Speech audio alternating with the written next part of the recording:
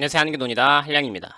자, 오늘의 질문은 자활, 조건부 수급자가 돼서 자활 일자리를 참여하라고 해서 기다리고 있었죠. 이제 대기, 일자리가 나올 때까지.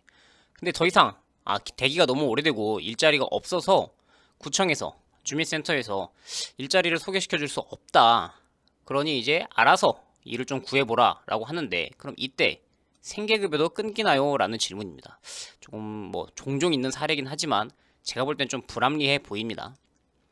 경기도 군포시에 거주하고 60살이시고 근로능력 있어요. 그러니까 조건부 수급자가 됐죠. 2025년 9월 뇌영색이었고 긴급복지 받고 11월에 생계의료주거 기초수급자로 결정이 됐는데 이제 근로능력 있으니까 2026년 올해 들어서는 긴급복지가 끝난 다음부터 기초수급자 된 후부터는 일을 해야 인건비를 받을 수 있게 됐죠.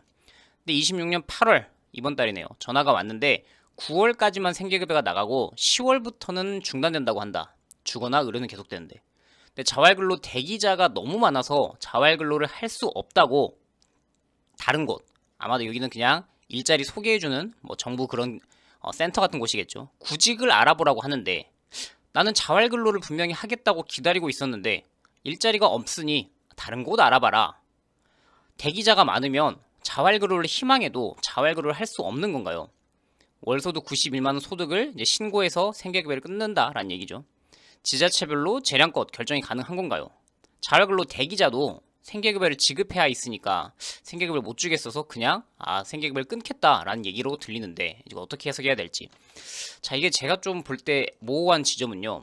일단 이런 자료가 있습니다. 2019년도 자료긴 하지만 기초생활보장 질의응답집 관련된 내용이 여기에 있고요. 누구나 이것 자료 또 다운받을 수 있습니다. 2019년 기초생활보장 질의응답. 자활 사업을 실시하지 못할 경우 제가 지금 설명해 드리는 거는 자료집과 몇 페이지 어떤 문구인지를 좀 메모하셔서 시청이라든지 아니면 복지부에 인터넷에 신문고가 됐든 글로 민원을 남기시는 게 좋을 것 같습니다.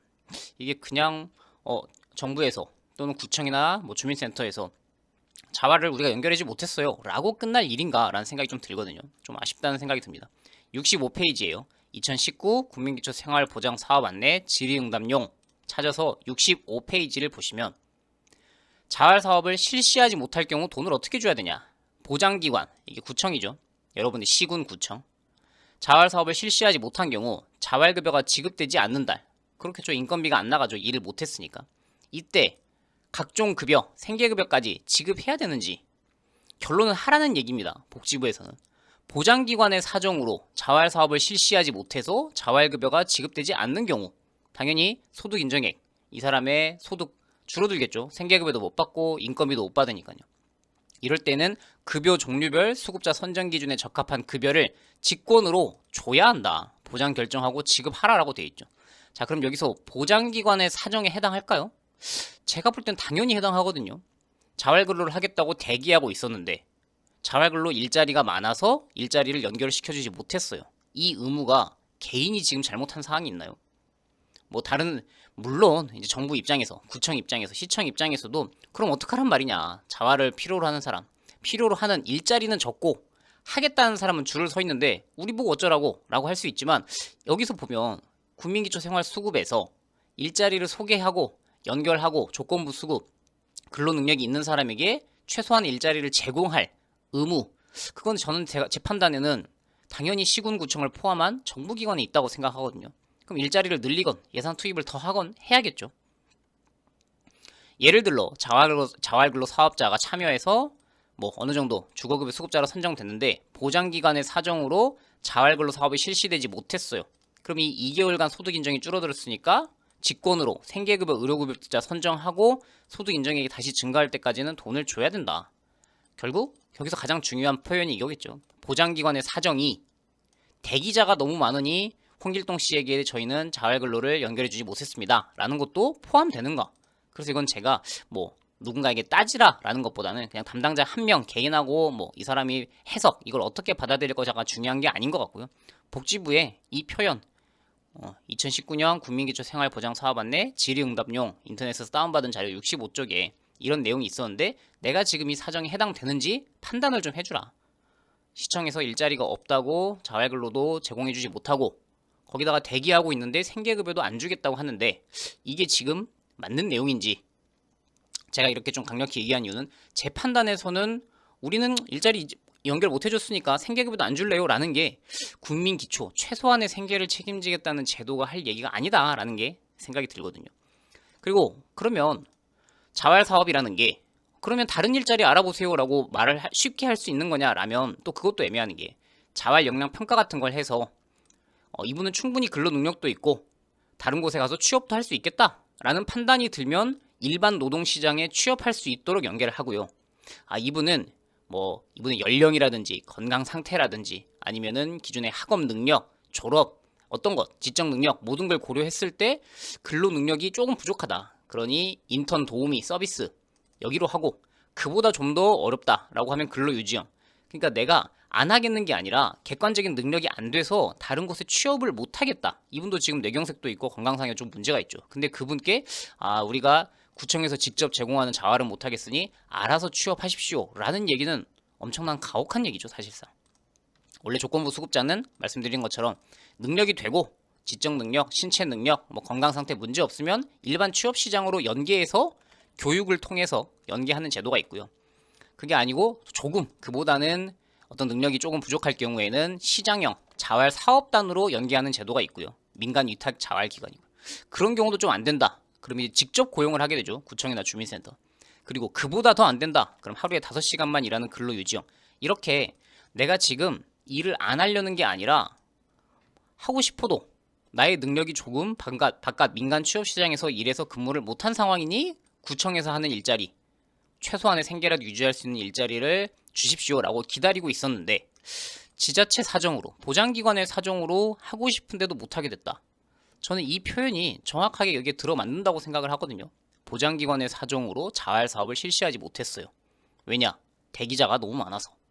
이때 생계급여를 당연히 줘야 된다라는 표현처럼 당연히 보이는데 소득 인정액이 줄었어요. 월급을 못 받아서. 그러니 직권으로 결정하고 생계급여를 지급하라 라고 돼 있는데 이게 지금 어떤 판단 때문에 물론 이제 질문하신 분의 이 의견만 듣고서 이게 지금 객관적인 사실이다 라고 얘기하는 건 무리가 있으니까 이 답변을 하신 주민센터 직원 또는 여기 시청 이 관할 살고 계신 시군구청이 어떤 사정 때문인지는 정확하게는 알지 못합니다. 그냥 다만 우리가 자활사업을 연계하지 못하겠으니 알아서 민간시장에 취업하십시오 라고만으로 끝낸다는 거는 조금은 국민기초생활보장사업 안내 이 취지에 볼 때 조금은 무책임한 얘기인 것 같다. 그리고 또 대기자 처리 방안이라 그래서 2026년 자활사업 안내 47쪽에도 보면 자활사업 조건부 수급자가 자활사업을 대기기간이 한 달이 넘어가는 경우 다른 자활사업 참여를 조건으로 부과해야 된다. 이것도 의무죠. 한 달이나 기다리게 했어? 그러면 다른 일자리를 우리가 소개해야지. 예를 들어 지역자활센터 대기자가 초과했어요. 말했듯이 지역자활센터가 여기죠. 조금 더 근로 능력이 있고 신체 능력이 있고 바깥에서 일할 가능성이 있는 분은 2단계로 와요. 지역자활센터 민간형 자활이라고 보시면 돼요. 근데 거기에 참여가 지연돼요. 한 달이나 넘게. 그러면 이분은 당장 여기를 기다릴 게 아니라 구청에서 직접 고용해서 근로유지형 하루 5시간짜리 일이라도 먼저 시키고 그 다음에 사람이 빠지면 그때 연결을 하자라고 돼 있죠. 우선 참여 조치. 그리고 당연히 참여자가 거부한다. 그러면은 이제 조건 불이행으로 생계급여도 끊고 조건부 수급자도 이제 거의 자격만 유지하는 수준으로 강등하는 건 맞지만 여기서 대기자를 어떻게 하라라는 얘기 지시사항도 당연히 자활사업 안내에 들어 있습니다. 47쪽에. 그래서 지금 같은 경우 구청 재량 사항이냐 그냥 돈 없으니 자기들 예산 없으니 생계급여까지 줘야 되니까 우리는 못 주겠으니 알아서 일자리를 구하십시오 라는 것을 할 수 있는 얘기냐 제가 봤을 땐 좀 무리합니다. 국민기초 우리가 최소한의 생계를 책임지겠다라는 정부의 역할이 최종 방어선인데 그거를 일자리 소개를 못했으니 생계급여도 안 줄 테니까 알아서 일자리를 구하십시오 라는 거는 무책임합니다.